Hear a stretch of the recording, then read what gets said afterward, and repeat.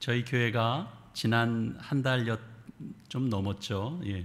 우리 구약 성경 우리 잠언의 말씀으로 매일 이른 아침에 그 묵상을 함께 나눠 왔습니다. 잠언이라고 되어 있는 이제 우리 말은 그렇죠. 이제 한자로 이렇게 붙여진 표현인데요.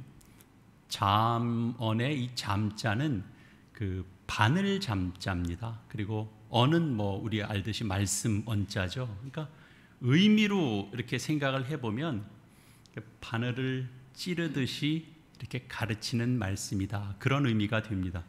그러니까 바늘로 찌르듯이 훈계하여 가르치는 말씀이 되죠. 형식은 짧은 시 같습니다. 운율을 가지고 있습니다. 그래서 읽는 맛이 있죠. 그리고 가르침 받을 때도 그 간결성이 있습니다. 그러나 여러분 혹시 어떠신지 모르겠습니다. 여러분들이 잠언 말씀을 읽으시면서 묵상하시는 그동안의 시간들이 여러분은 어떠셨습니까? 어떤 분들은 잠언 말씀 읽고 또 묵상하는 것이 참 좋다 이렇게 말씀하시는 분들도 있습니다. 또 어떤 분들은 잠언 말씀 읽는 게 좀 힘들다 이렇게 말씀하시는 분도 있을 겁니다. 잠언 말씀으로 묵상하는 것이 참 좋다라고 말씀하시는 분들 중에는 대체적으로 그 말씀 속에는 이렇게 그 지혜가 분명하게 드러나져 있고, 그리고 그 지혜가 쓰여지는 삶의 정황이 구체적으로 담겨져 있기 때문에 그럴 것입니다. 그런데 이제 내용은 간결하고, 그리고 구체적인 상황 속에 적용할 수 있는, 그리고 적용되어지는 그런 지혜로운 말씀들이기 때문에 그럴 겁니다. 반면에 좀 잠언 말씀으로 이제 한 달여 지금 오는 동안에 좀 힘들다 이러는 분들도 있을 겁니다. 그런 분들은 아마 대체적으로 이 주제와 교훈이 명확하잖아요. 그 한 절 한 절이. 근데 사실은 그 한 절만 가지고도 그 말씀을 따라서 실천하기가 어려운데 굉장히 그 다루고 있는 주제도 방대한 그런 교훈집이라서 우리가 옳고 바른 소리도 계속 듣다 보면 좀 질리는 경향이 있잖아요. 그래서 그런 경험을 하는 분들도 아마 있을 겁니다. 읽으면서 이거 참 맞는 소리지 그리고 고개를 끄덕이면서 넘어가는 정도라면 그다지 불편할 것도 없겠습니다만, 이 짧은 말씀 속에 담겨져 있는 내용들이 어느 것 하나 사실은 만만한 것이 없거든요. 맞다고 고개를 숙이지만 실제로 우리 삶 속에서 적용해 가기는 쉬운 말씀이 하나도 없습니다.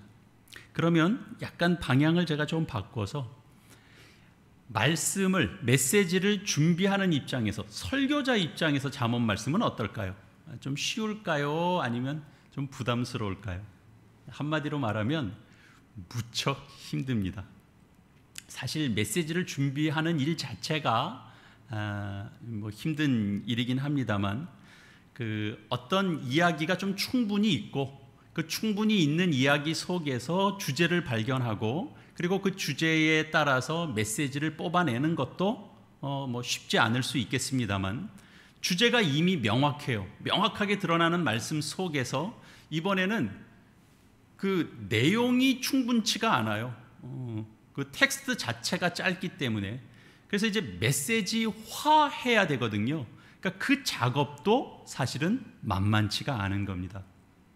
설교자 입장에서는 잠언 말씀이 더 힘들게 다가옵니다. 물론 현실적으로 좀 참고할 만한 자료나 어떤 연구 내용도 무슨 복음서라든지 역사서라든지 예언서라든지 그런 것에 비해서 상대적으로 좀 부족한 편이기도 합니다. 그러나 이런 그 외적인 부분들보다 더 근본적으로 잠언 말씀이 좀 어렵게 느껴지는 그런 근본적인 이유가 있습니다.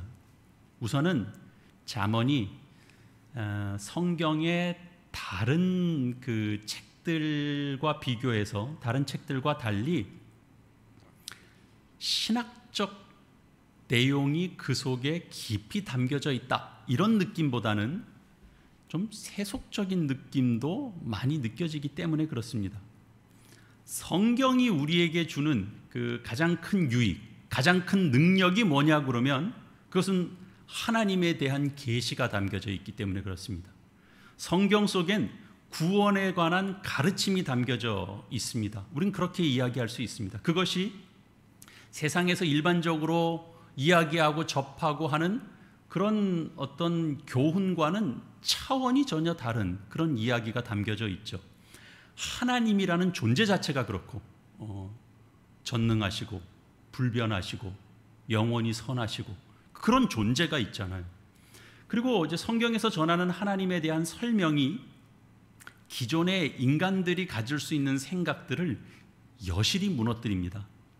성경 말씀은 우리가 기본적으로 배우고 듣고 하는 그런 방식에 관한 내용이 아닙니다. 세상에서는 우리가 늘 들어왔고 배워왔던 방식은 원인과 결과의 법칙입니다. 한 것만큼 받는 결과죠. 그런데 성경에는 전혀 다른 방식이 매우 중요한 내용으로 담겨져 있죠. 그건 은혜라는 내용입니다. 은혜라는 관점이고 은혜라는 그런 방식입니다. 그런 원리가 등장되고 그런 원리에 대해서 끊임없이 우리에게 가르칩니다. 그렇게 끊임없이 가르쳐도 우리는 아직 그 은혜에 관하여 아직도 완벽하게 잘 깨닫지 못합니다. 익히 일부분만 알 수 있는 정도입니다. 그것이 인간이 신에 대하여 갖는 기본적인 어떤 그 틀을 깨는 그런 내용들이 담겨져 있죠. 성경 속에는 사실은 대단히 충격적인 내용들이 담겨져 있는 겁니다.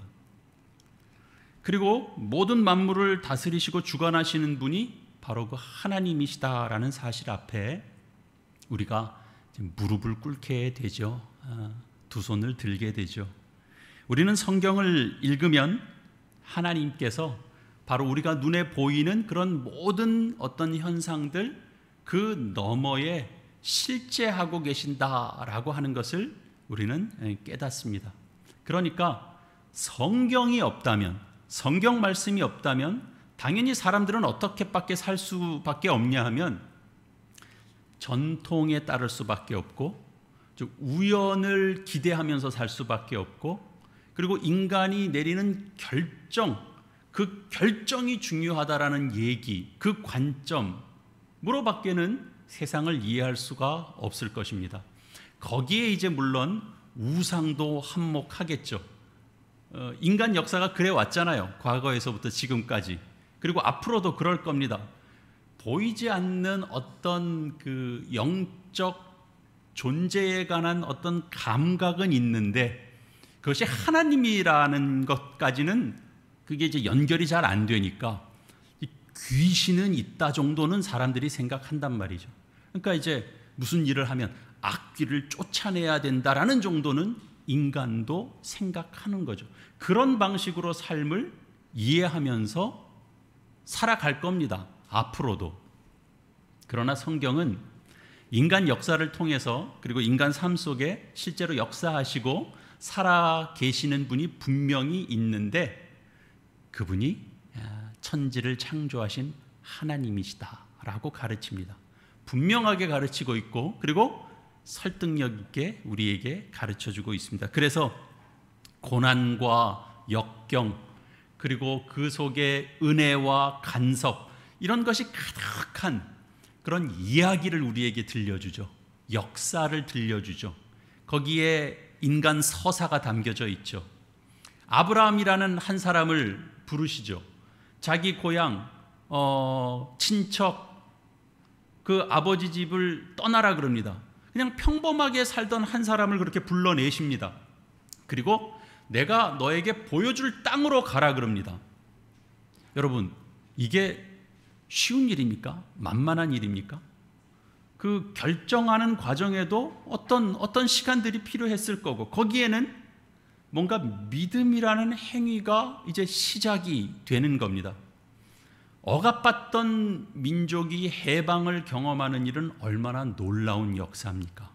우리의 역사에서도 이를테면 광복의 의미라는 건 사실은 굉장히 큰 겁니다. 성경에는 한 이스라엘 민족이 이제 억압받던 땅에서 해방되는 일에 모세라는 한 인물을 부르시는 그런 일들이 기록되어 있습니다. 등장합니다. 애굽의 지배를 받던 이스라엘을 이끌어내는 일, 그 지도력, 그건 얼마나 대단한 겁니까? 그래서 구출해내는 그런 대대적인 일들이 진행이 되고, 그리고 또 광야를 지나야 되는데 그게 1, 2년 만에 뚝딱 끝난 일이 아닙니다. 40년 광야를 보냅니다. 그러면 다 준비되어 있는 땅에 아무 문제 없이 들어가서 그 땅을 차지하냐? 그것도 아닙니다. 원주민들이 이미 존재하고 있는 그 가나안 땅을 차지하는 싸움을 벌여야 됩니다. 그리고 그 땅에 들어가서 정착을 합니다. 세월이 지나면서 나라가 세워지고, 그리고 왕이 섭니다. 다윗 왕이 섭니다. 근데 왕이 되는 스토리도 대단히 특별하지만 왕이 되어서도 그의 인생은 참 기묘하다라고도 말할 수 있습니다. 우리 입장에서 보면 인간의 눈으로 평가할 때는 그다지 선한 왕처럼 보이지 않습니다. 그러나 성경은 다윗의 삶을 거룩한 삶이라고 평가하고 있습니다. 우리의 이해가 필요한 거죠. 그리고 우리 신약에 넘어오면 정말 충격적이고 기적적인 일들이 소개가 되죠. 하나님이 인간의 몸을 입고 인간사에 오셨다. 그죠? 그러면서 예수님에 관한 그 사건 이야기가 기록되어 있습니다. 이 모든 과정의 주된 실제는 하나님이십니다. 하나님을 믿지 않거나 하나님의 실제 같은 것은 상관없는, 신경도 안 쓰는, 반영하지도 않는 그런 역사가가 이 이야기를 썼다면 이야기는 완전히 다른 내용이 됐을 겁니다. 아브라함 이야기는 그냥 모험 이야기가 됐죠. 한 인간이 어떻게 모험을 시작했는가. 모세는 영웅 이야기가 됐을 겁니다. 다윗 왕 이야기는 아마 정치 구단, 정말 인류에 있어서 가장 정치를 탁월하게 했던 그런 왕으로 아마 평가가 됐고 소개가 됐을지 모르겠습니다. 그리고 한때 민중들 속에서 센세이션을 일으켰던 어떤 한 선동가가 있었는데 결국은 그 생애를 짧게 마감했다라는 식으로 예수의 이야기를 아마 소개할 겁니다. 지금도 그렇게 소개하고 있는 역사가가 있습니다. 그리고 그런 이야기는 우리에게는 의미가 없죠. 우리는 이스라엘이라는 민족, 그 민족이 사실은 뭐가 중요하겠습니까? 세상에 민족이 수없이 많은데 왜 우리가 이스라엘 민족에 대해서 주목해야 됩니까? 예수라는 인물, 어찌 보면 중요하지 않을 수도 있습니다. 그저 한때 인기 절정을 사셨다가 그냥 사라진 인물은 사실은 인류사의 민족 곳곳에 많습니다. 그러나 우리는 이스라엘도 그렇고 예수님도 그렇고 그것을 세속적인 관점으로 대하지 않습니다. 그 속에는 하나님의 뜻이 있고 하나님의 간섭이 있고 하나님께서 그 민족과 하시는 계시가 있다. 예수님을 통하여 우리에게 드러내 보이시는 하나님의 뜻이 있다라고 우리는 믿습니다. 그러나 이제 이 얘기를 하려고 그러는 겁니다. 잠언을 읽으면 성경의 다른 책들과는 달리 그런 언어, 그런 분위기를 사실은 잘 느낄 수가 없습니다. 잠언에서는 굳이 하나님을 언급하지 않아도 크게 내용이 달라지지 않을 것 같은 그런 내용들로 다 채워져 있습니다. 하나님을 모르는 자들에게 읽혀도 전혀 부담이 없습니다. 복음서를 하나님 모르는 사람에게 읽히면 벌써 마리아 탄생에서부터 천사가 나타나서 예수 탄생을 알리고 동정녀의 탄생 이야기, 여기서부터 잘 못 넘어갑니다. 그러나 잠언을 읽으라고 주면 아주 좋아합니다. 야, 여기 대단한 지혜가 있다. 그러고 전혀 부담 없이 읽어내립니다. 우리에게는 믿음이 참 중요하죠. 믿음이 중요하다는 얘기는 뭐냐면 죄의 문제가 우리에게 중요하다는 걸 함께 담고 있습니다. 그래서 구원이 설명되어야 됩니다. 죄의 용서가 선포가 돼야 우리는 구원이라고 하는 기쁨을 누릴 수가 있습니다. 그래서 등장하는 게 뭡니까? 성경에서 십자가가 등장하고 있습니다. 그리고 복음서 이후의 모든 서신서는 다 그 십자가에 대한 이해를 사도 바울이 가르치고 요한이 가르치고 베드로 사도가 가르치고 야고보 사도가 가르치고 계속 가르치고 있습니다. 그 십자가가 도대체 무슨 의미인지를 가르치고 있습니다. 그리고 그 속에서 부활이 뭔지를 가르치고 있습니다.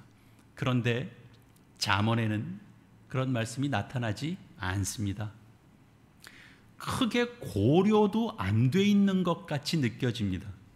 그래서 잠언이 다른 성경과는 달리 하나님의 어떤 실제, 하나님께서 실제적으로 구원하시는 그런 역사, 십자가 이야기, 부활 이야기, 그래서 인류 역사에 아브라함을 선택해서 부르고 그 속에서 하나님의 뜻을 채워가는 것과 같은 그런 역사엔 별로 관심이 없는 것처럼 보여집니다. 그래서 사실 이 설교자는 사실 그 선포를 해야 되는데 잠언에는 그런 내용이 명시되어 있지 않으니까 설교하기가 사실 어렵습니다. 그리고 설교자로서 이 잠언이 어렵게 다가오는 또 다른 이유는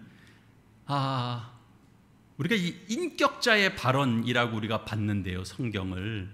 사실은 그런 것과는 달리 잠언을 읽으면 그런 어떤 그 인격적인 발언보다는 그냥 이렇게 지식, 어떤 훈계, 어떤 지성주의 같은 게 이제 읽혀집니다. 그래서 잠언에는 신앙에 관한 직접적인 언급이 별로 잘 없습니다. 누구의 이름이 직접적으로 언급되는 내용도 없습니다. 아브라함의 이야기가 잠언에는 없잖아요. 아브라함이 그 아들을 모리아 산으로 데리고 가서 그 아들을 제단에 묻고 하나님 앞에 드리는 제물로 드리려고 이렇게 칼을 뽑아드는 그런 아주 끔찍하기도 하고 고통스러운 그런 섬뜩한 그런 순간의 이야기가 없습니다. 아브라함과 이삭 이야기에 우리가 좀 집중하게 되는 이유가 뭡니까? 하나님은 왜 그런 명령을 아브라함에게 하셨을까? 아브라함 마음은 어땠을까? 도대체 무슨 생각을 했을까? 얼마나 불안했을까? 이삭은 거기서 안 떨렸을까? 우리는 그 생각을 하게 됩니다. 도대체 그들은 무슨 생각을 했을까? 그 속에서. 그러면서 인간이 가질 수 있는 동질성을 느끼기도 하고, 인간이 같은 인간임에도 불구하고 참 의외다. 아브라함은 참 의외다. 모세에게서 같은 동질감을 느낀다. 근데 이 순간에는 모세에게서 참 특별한 게 보인다. 우리는 그런 것을 느낍니다. 아브라함 속에 참으로 놀라운 순종이 그 속에 있구나 라는 걸 우리가 배우게 되죠. 그리고 또 다른 예로 구원이 어떻게 얻어지는가에 대해서도 성경이 보여주는 경우들이 있죠. 성경은 수학 공식처럼 구원을 이야기하지 않고 추상적인 이론으로 구원을 이야기하지 않고 성경은 이렇게 이야기하죠. 구원에 관해서 예수 그리스도께서 순환당하실 예고를 이미 하시고 그리고 그 예고하신 대로 나무에 못이 박히고 그 채로 나무에 매달린 채로 죽으시는 십자가 사건을 이야기합니다. 구원을 그렇게 이야기합니다. 상상해 보면 엄청난 고통이 있는 그런 장소를 우리로 하여금 생각하게 합니다. 그리고 그 현장에서 그냥 단순히 끝나는 것이 아니라 그 십자가에 매달리신 그 주님이 땅을 바라보시면서 하늘 아버지에게 간구하는 기도가 소개가 됩니다. 아버지요, 저들을 사하여 주시옵소서. 저들은 저들이 하는 것을 알지 못합니다. 그 죄의 용서를 구하고 있는 예수님이 소개가 됩니다. 그리고 고통의 외침도 들려지죠. 나의 하나님 어찌하여 나를 버리시나이까. 그리고 마지막에 다 이루었다라고 하십니다. 뭘 다 이루었다라고 하는 것인지 우리로 하여금 질문을 던지게 만들죠. 그러니까 무슨 추상적인 이야기 하는 게 아니고 정말 한 사람의 존재로 살고 사랑하고 용서하고 세워주고 가르치고 그렇게 살다가 정말 한 존재가 완전히 피를 다 쏟는 데까지 나아가는 그런 이야기를 들려줍니다. 그리고 구원을 우리에게 설명해 주는 거죠. 피 흘림을 통해서 우리가 구원 얻게 됐다라고 가르쳐 줍니다. 그러니까 진리가 그냥 무슨 소설 이야기 같은 것이 아니고 구체적으로 살아있는 겁니다. 살이 있고 피가 있고 열정이 있고 감정이 있고 그런 이야기로 우리에게 소개가 됩니다. 그렇게 우리에게 전해진 게 성경이죠. 그래서 성경은 정말 하나님을 하나님답게 우리에게 들려주는 말씀이 됩니다. 그러나 잠언에는 그런 특징이 보이지 않습니다. 구체적으로 누구의 이름이 언급되지 않습니다.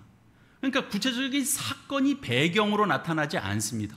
스토리도 없습니다. 교훈만 끝없이 나옵니다. 한 절 넘기면 또 다른 교훈, 한 절 넘기면 또 다른 교훈. 잠언이 성경 속에 포함되어 있는 것이다라는 걸 알리지 않고 그리고 이제 누군가에게 들려주면 아까 서두에 말씀드렸던 것처럼 그래서 이게 누구의 말씀일까요? 라고 체크해 보라 그러고 몇 가지 이렇게 예를 달아놓으면 아마 사람들이 이렇게 스티커 붙이는 거 이런 거 하잖아요. 그러면 아마 요 말씀은 어느 서당의 훈장 어르신이 주신 아주 지혜의 말씀이라고 막 그 자리에 스티커를 제일 많이 세상 사람들이 붙일지도 모르겠습니다.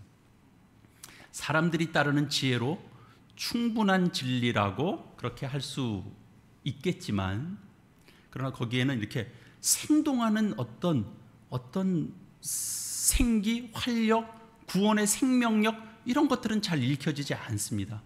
제가 성경에서 그토록 익숙하게 보아왔던 그런 인격적인 하나님, 기다리시는 하나님, 우리를 붙잡고 씨름하시는 하나님, 우리가 잘못 빠질까 봐 먼저 찾아오셔서 일을 일으키시는 하나님, 그래서 화들짝 놀라는 바람에 결국은 그 죄의 웅덩이에 빠지지 않게 하시는 하나님, 그러면서도 하나님은 그냥 쓱 지나가시는 하나님, 그런 하나님이 잘 보여지지 않아요. 그래서 고충이 있죠, 설교자로서. 그러나 이제 생각이 좀 많이 바뀌었습니다. 이전에도 좀 바뀌었지만 이제 요번에 최근에 더 많이 바뀌었습니다. 우리가 대부분의 그 잘못된 편견이 있을 때 그 편견이 어떻게 일어나는지를 한번 생각해 보면 그 설교자 안에서도 일어날 수 있는 일인데요. 그 잘못된 정보를 얻어서 잘못된 편견을 갖는 것보다 충분하지 않은 정보 때문에 잘못된 오해를 하는 경우가 더 많습니다. 불충분한 정보 때문에, 그러니까 정보의 일부분만 아는 것 때문에 잘못된 편견을 갖는 경우가 많은 거죠. 그러니까 우리가 잠언에 대해서 관찰을 하고 그 특징들을 우리가 지금 이야기했습니다. 그 이야기가 틀린 게 하나도 없습니다. 맞는 이야기하고 있는 겁니다. 그러나 거기에 고려되어야 되는 다른 것들도 있는데 그건 놓쳐버리고 지금 그 이야기만 하고 있는 거죠. 훈계다. 그냥 가르침만 있다. 그러니까 그 고려되어야 될 부분들이 이 내용 속에 들어오면 완전히 새로워지는 것이 되는 겁니다. 우선 히브리 사람들 주변에, 그 이스라엘 사람들 주변에는 그 문명권이 참 대단한 문명들이 있었습니다. 우리 동쪽으로는 바벨론이 있었고요, 서쪽으로는 이집트가 있었죠. 그러니까 이 히브리 사람들은 이 지혜의 전통을 잘 알고 있었습니다. 그리고 그런 걸 좋아했습니다. 그래서 이렇게 흩어져 있는 그런 격언들을 이렇게 모으기 시작했습니다. 그리고 솔로몬도 그런 어떤 지혜자의 그런 현인 중에 한 사람이라고 그들은 생각했습니다. 일반적으로는 이스라엘은 예배와 기도 생활, 그러니까 제사장과 선지자, 중심으로 이어지는 줄 우리가 생각하죠. 제가 목사가 돼서 제 소명을 다하는 동안에 제가 누구와 가장 가까운 동질감을 느낄까요? 구약에 하나님께서 이렇게 세우시고 이렇게 백성들 앞에 보내신 그런 선지자, 또 제사장, 이렇게 동질감을 느낍니다. 동종 업종에 종사하고 있는 종사자들이라고 제가 생각을 그렇게 하고 있죠. 특별히 선지자는 누구죠? 선지자는 하나님 편에서 하나님을 등지고 백성을 향해서 발언을 하는 사람이 선지자입니다. 그러니까 그 당시 그들은 설교자들이었습니다. 하나님의 생각을 언어로 전해서 이스라엘 백성들을 깨우치는 일들을 했던 거죠. 각성시켰죠. 그러니까 제가 주일마다 강단에서 하는 사역이 그와 연결되어 있죠. 제사장은 그러면 어떤 사람이냐? 제사장은 위치가 조금 바뀝니다. 제사장은 백성 편에서 백성들을 이렇게 등지고 하나님을 향해서 서는 자입니다. 그래서 제사를 집전하죠. 그래서 이스라엘 공동체의 예배를 이끌고 이스라엘 공동체의 기도를 인도하는 사람이 바로 제사장입니다. 제가 주일마다 예배당에서 예배와 기도를 이렇게 인도하고 있죠. 그러나 지혜자는 있습니까? 지혜자라는 직책이 어디 있나요? 그런 직함이 있나요? 그러나 이스라엘 백성들은 사실은 그런 지혜자들을 좋아했던 거거든요. 존경했던 거거든요. 그들은 사람을 이렇게 좀 잘 이해하는 사람들이라고 그렇게 생각을 했던 거죠. 그래서 그 당시에 명성도 있던 그런 사람들이 있습니다. 여러분 주위에는 혹시 지혜자라고 여기는 분들이 혹시 여러분 주변에 있으십니까? 그냥 여러분이 알고 있는 뭐 이렇게 연세 많으신 연륜이 깊으신 목회자 그런 분들 말고 은사님, 선배, 뭐 그런 동료 중에서도 그 친구는 보면 좀 지혜가 있어 이렇게 느껴지는 사람들이 있을 수 있잖아요. 친척, 어르신, 꼭 믿는 분이 아니더라도 그에게 가서 어떤 조언을 이렇게 구하면 내가 그 사람의 말에는 좀 신뢰를 가질 만한 그런 사람을 여러분 혹시 이렇게 이제 두고 계십니까? 제가 언제부터인가요? 인간극장이라는 프로그램을 좀 유심히 이렇게 보게 되던 때가 있습니다. 그전에는 별로 잘 안 봤어요. 재미없는 프로그램이라고 생각했어요. 근데 어느 순간부터는 그 프로그램이 재밌더라고요. 삶에 관해서 이렇게 배우는 부분들이 보이기 시작했어요. 인생을 배우게 되는 것 같아요. 제가 그 사람의 인생을 들여다보면서 내가 못 살았던 인생이거든요. 근데 그들이 그런 인생을 살아요. 매우 특별한 인생인데 그들이 살아내더라고요. 생활의 달인. 이거 제가 그 프로그램을 보면서 제가 그 맛집 정보를 알려고 보는 게 아니고 어떤 한 사람이 달인이라는 자리에까지 이르게 되는 그런 과정에 뭔가 그 남다른 게 그 속에 있더라고요. 그걸 제가 배우게 됩니다. 그냥 단순히 하나 육수를 내기 위해서 그 육수를 내기 위해서 하는 그 과정이 실로 참 많은 노력이 필요한 일인데 그걸 하고 있어요. 그건 그냥 어디서 이미 만들어져 있는 육수 사다가 하면 될 것 같은데 근데 그걸 하고 있는 거죠. 무엇보다 제가 영화 평론에 관한 그런 책을 한 권 읽은 적이 있는데요. 그 책을 접하고 나서 제가 많은 도전과 은혜를 받았었습니다. 책 제목이 영화 묵상이라는 책이었는데요. 근데 그 책의 부제가 뭐라고 쓰여져 있었냐면 뜻밖의 장소에서 만나는 하나님 이렇게 표현이 되어 있는 거예요. 책 제목에. 그런데 정말 제가 그 책을 따라 읽다가 보니까 그 뜻밖의 영화 이렇게 제목을 읽으면 여기서는 뭔가 그렇지 이 영화 되게 따뜻했지 이 영화 정말 나도 이제 뭉클했지 그런 게 아니고 무슨 괴기 영화 말도 안 되는 거 거기서 도대체 뭘 찾아낸다라는 거야. 그렇게 생각할 만한 그런 영화들 속에서도 그 저자는 하나님을 만나더라고요. 그 이야기를 써놓더라고요. 하나님께서 일하는 원리를 그 영화 속의 어느 장면에서 발견하면서 나는 거기서 뭉클했다. 그런 게 기록되어 있더라고요. 어느 분은 그 미스터 트롯을 보면서도 그 가사에 하나님의 그 원리가 있는 걸 느낀다고 그렇게 말하는 권사님도 제 주변에는 제가 봤는데, 제가 그 수준은 아니고, 그러니까 이제 사실 저한테는 일반 서적보다는 신학 서적이 훨씬 더 많습니다. 비율로 따지면 이제 비교가 안 됩니다. 그런데 이제 요즘은 일반 서적을 읽는 비율들도 조금씩 높아져 가고 있습니다. 예전에는 이제 분류상 분류해서 읽고 보고 듣고 그랬던 것 같아요. 신학 서적 읽고 기독교 영화 보고 성가 듣고 그랬던 것 같습니다. 그리고 일반 책 보고 영화 보고 음악을 듣더라도 그건 이제 일반 서적을 볼 때는 그냥 주의 깊게 읽거나 보거나 듣는 게 아니고 그냥 머리 식히려고 읽고 그냥 틀어놓고 그냥 듣는 정도로만 듣고 그런 용도로만 했던 것 같아요. 그러나 어느 순간 이런 구분이 서서히 사라지는 것을 느끼게 되더라고요.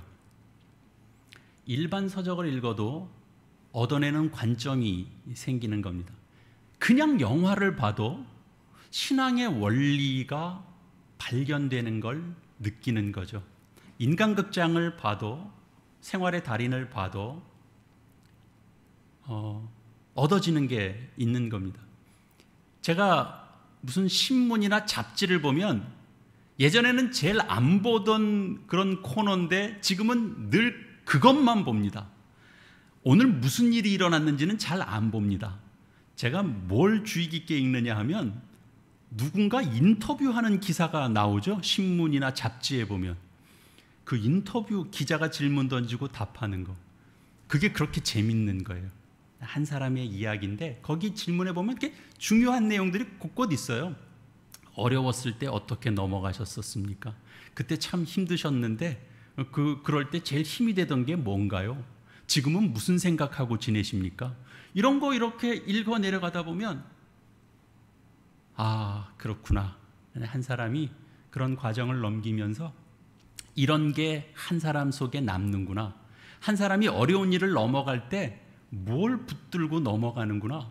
그게 도움이 되더라고요.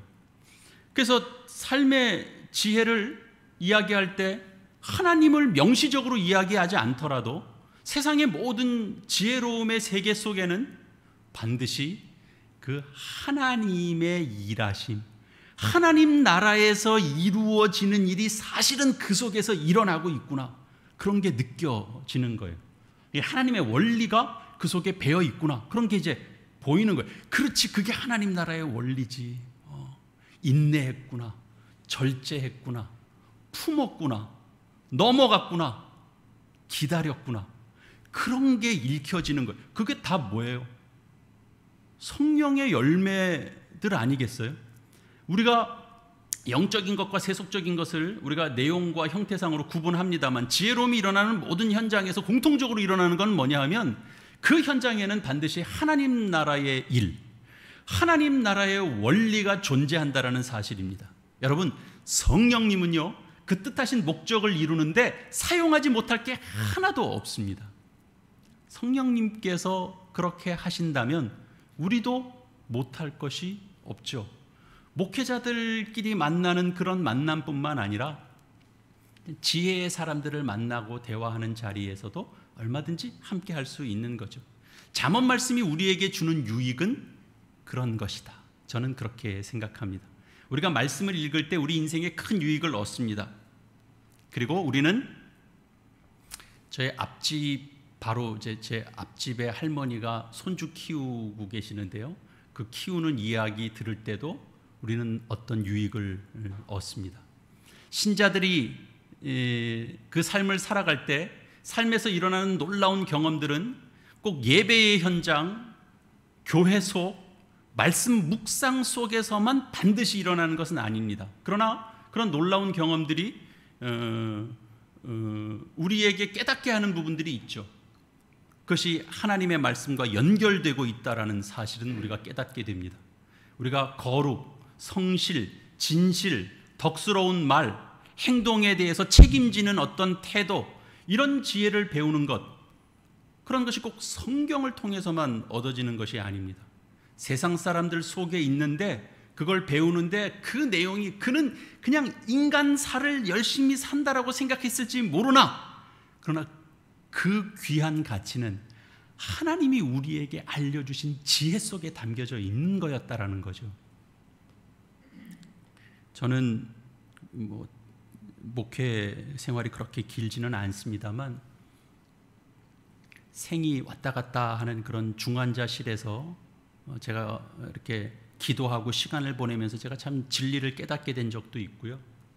다 죽었다라고 생각했는데 이렇게 정말 살아나신 그런 한 영혼의 그런 병실 고백을 통해서도 정말 진리를 깨달은 게 있고, 폐지를 줍는 할머니가 한마디 던진 말에서 제가 지혜를 깨닫기도 했고, 제가 언젠가 고백했죠. 그냥 한 학생이 자전거를 타고 휙 지나가는 것 같았는데 그 친구가 어느 할머니 앞에서 취하는 태도, 행동을 보면서 내 속에는 없는 삶의 지혜를 그 중학생 같아 보이는, 고등학생인지 중학생인지 모르겠어요. 저는 그렇게 못했어요. 근데 그 학생이 하더라고요. 놀랬죠. 나보다 훌륭하구나, 제가. 난 뭐야? 그런 생각이 들었어요. 우리 본문 말씀 다 함께 같이 읽겠습니다. 오늘 본문 1장, 잠언 1장 20절 말씀, 한 절 말씀만 우리 같이 읽겠습니다. 시작. 지혜가 길거리에서 부르며 광장에서 소리를 높이며. 그렇습니다. 길거리에서 외치는 지혜로부터 우리는 배우는 것이 있습니다. 잠언 말씀은 진리였습니다, 여러분. 저는 이 지난 한 달여 이상 넘는 동안에 솔로몬의 이 잠언 말씀을 따라서 메시지를 준비하는 동안 각각의 상황 속에 한번 이렇게 빠져봤습니다. 목회자라고 제가 어디 딴 데 갈 데가 없잖아요. 일어나면 교회 사무실에 올라오는 게 이제 대부분의 제 생활인데, 길거리 상황들을 잘 겪어보지 못할 수 있어요. 보는 게 너무 이렇게 좁을 수 있습니다. 그러니까 막 진흙 싸움을 이렇게 겪어보지 못했을 수 있습니다. 그래서 그냥 편안한 얘기할 수 있을지도 모르겠습니다. 그러나 말씀을 통해서 그 현장을 한번 생각해 보게 되는 거죠. 그러면서 느끼는, 그리고 내리는 결론은 우리가 흔히 세속적인 삶이라고 부르는 그 현실 속에서도 하나님께서 깨닫게 하시는 것이 있고 하나님께서 베푸시는 은혜가 있다라는 사실입니다. 별로 신앙과 상관없어 보이는 그런 영역들 속에서도 사실은 하나님의 어떤 말씀과 맥을 같이 하는 그런 은혜의 부르심이 있습니다. 우리에게 주신 하나님의 말씀은 그리스도께서 우리의 삶에 이렇게 찾아 들어온 근본적인 사건을 다루고 있습니다. 그것과 직접적인 관련이 없어 보이고 직접적인 언급은 없지만, 그러나 잠언은 하나님의 말씀입니다. 하나님께서 우리에게 주시는 말씀이고 영원한 그런 존재와 이어갈 수 있도록 우리에게 허락해 주신 그런 말씀입니다. 그래서 우리가 관계의 회복뿐만 아니라 우리 인간성의 모든 측면에 하나님이 구체적인 관심을 가지고 있다는 걸 우리에게 알려줍니다. 인간이 자기중심성으로 살고 재물욕에 살고 명예욕에 살고 그런 부분들을 우리에게 알려주죠. 그러나 여기서 들려주는 이 잠언을 통해서 우리에게 깨닫게 해주시는 복음이라는 건 뭐냐면, 우리가 하루를 살아가는 삶에서 아침에 일어날 때 이렇게 느끼는 기분처럼 찾아옵니다. 그런 것에도 정말 하나님의 은혜가 담겨진다라는 거예요. 기분 좋게 일어날 때 감사합니다. 짜증나게 일어날 때 우리를 깨우쳐 주십니다. 그렇게 찾아옵니다. 주의 복음이. 잠언이 모든 걸 다루고 있다는 걸 우리는 깨달아야 됩니다. 개미를 봐라. 개미에서도 배워라 그럽니다. 너 과식하지? 과식하는 너의 모습을 보고 배워라. 칭찬을 왜 이렇게 못하냐? 넌 도대체 어디에 호기심을 두고 사느냐? 그렇게 우리에게 가르칩니다. 삶의 모든 내용이 의미가 있다라고 우리에게 가르쳐주고 있습니다. 교회가 중요합니다. 그러나 그만큼 공장도 중요한 겁니다. 교회 일이 중요하죠. 그러나 그만큼 시장에서의 일도 중요한 겁니다. 우리가 하나님을 잘 섬겨야 되는 만큼 가족들도 잘 섬겨야 되는 겁니다. 인생의 그 어느 것 하나도 배제되지 않습니다. 다 포함됩니다. 그것이 잠언 말씀입니다.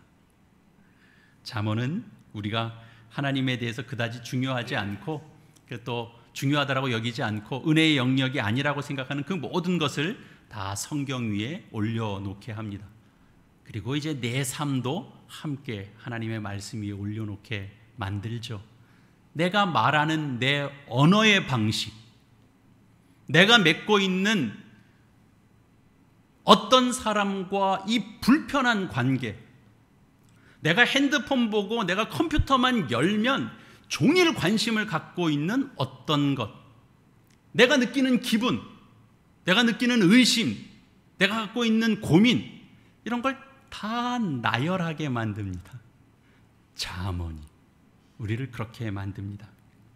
지혜가 길거리에서 외칩니다. 지혜가 대학에, 무슨 좋은 대학에 숨어 있지 않고 머리가 뛰어난 어떤 사람들 속에만 있는 것이 아니고 더 나아가서 주일에 선포되는 강단 속에만 지혜가 있지 않습니다. 여기에 없다는 얘기가 아니라 더 넓게 퍼져 있다는 걸 우리는 깨달아야 됩니다. 그래서 지혜가 길거리에서 외칩니다. 오늘도 안타깝게 외칩니다. 안타까워서 소리를 치는 겁니다. 예수님께서 오셔서 이런 말씀하셨죠. 내가 온 것은 양으로 생명을 얻게 하고 더 풍성히 얻게 하려는 것이다. 예수님께서 하신 이 말씀이 잠언 전체를 압축하신 말씀처럼 저한테는 들렸습니다. 더 풍성하게 하려는 것이다. 그런 면에서 잠언은 예수님의 이 압축된 이 말씀을 다시 우리에게 이렇게 다 열어서 다 풀어서 하나하나 세세하게 우리에게 말씀해 주시는 친절한 말씀이 아닐 수 없습니다. 우리가 미련한 인생이 아니고 우리가 끝에 가서 망하는 인생이 아니고 우리가 지혜롭고 행복하게 잘 사는 인생이 되기 위해서는 예수님께서 우리가 매일매일 매 순간순간마다 경험하는 이런 좌절과 그리고 우리가 거만할 수 있는 우리의 일상을 그러니까 하나님께서 더 우리와 이렇게 관계 맺으셔서 풍성한 삶으로 또 겸손한 삶으로 우리를 이렇게 묶으셔서 우리와 은혜를 나누고 우리에게 소망과 기쁨이 무엇인지를 알게 해주셔서 그 기쁨을 누리면서 살도록 우리를 인도해 주시는 겁니다. 우리 잠언의 지혜는 우리 모두가 이렇게 한 곳에만